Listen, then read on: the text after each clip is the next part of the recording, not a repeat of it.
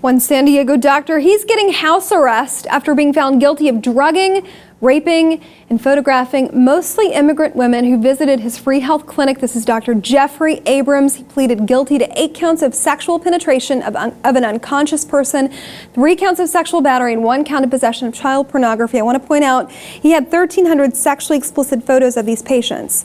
And this man, very predatorial, had this free healthcare clinic serving the public. Many of these women didn't speak English. They couldn't, they couldn't, with great accuracy or without fear, report what he was doing. 68 years old. He's barred and stripped from ever practicing medicine again, stripped of his medical license, was given 25 years and 8 months. Here's the kicker. He's suffering from kidney cancer. The judge in this case, who is female, Laura Helgren, she imposed a lighter sentence of 1 year of house arrest for this monster.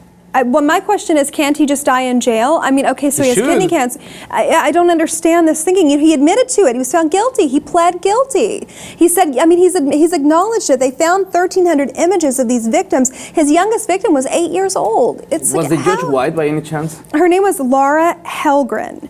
And she imposed this because he does suffer from terminal kidney cancer. He did plead guilty, sparing his victims from having to testify against him in court, given a victim's impact statement, so these women didn't have to come forward. Some of them were so ashamed. So he was going to deny the photos that he took while these ladies were unconscious? Right. Well, and this case goes into great detail of what he did. One of these women, brave women, she came forward, identified only by her initials in court documents.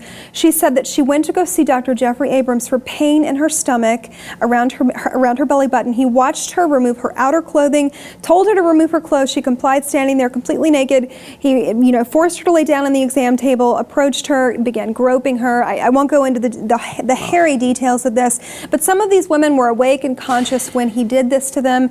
Like I said before, his youngest victim was 8 years old. This predator. 1 year of house arrest. If I lived in this area, I'd be writing this judge. This is white privilege at its best. I don't know if it's white privilege or if I don't understand why. He's got a sympathetic way of manipulating the system. I mean, and the kicker, the worst part, we're talking about poor women who couldn't afford to go see a doctor. The predatory aspect of he knew what he was doing. Engaging in this behavior with a population that is at risk, a population that is.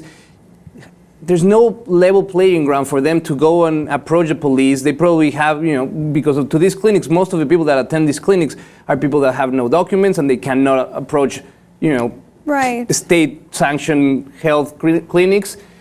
And to see that he's gonna get away with 1 year, it seems like justice does not see everyone the same way. Of course it doesn't. So you see all these massive discrepancies in cases of rape where, you see someone convicted of rape who's 17 years old and their victim is a similar age. Their life is tantamount to being over.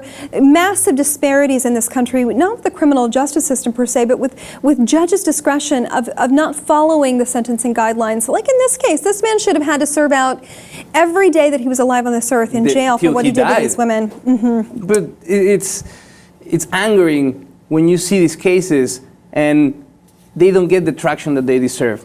And you see the cases of minorities when they commit these crimes and it's all over the place. I wonder if Donald Trump has ever mentioned about the white rapers that do this type of behavior and not only the migrants that are rapists that come to this country, because they don't need many because they already have some here. This case was brought against him only because of one brave woman who had the heroine in her, the harrowing ability to go to police and let them know that this doctor had sexually molested her and photographed her while conducting a routine medical exam. Had that not been for this woman, he'd probably still be doing it.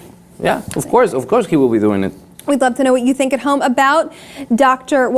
no more, just Joel Abrams now. This case, the judge's sentencing imposed a year of house arrest versus the 25 years and 8 months he was originally given. Let us know what you think about this story. While you're at it, be sure to check out the rest of our channel and subscribe to the Lip TV for more.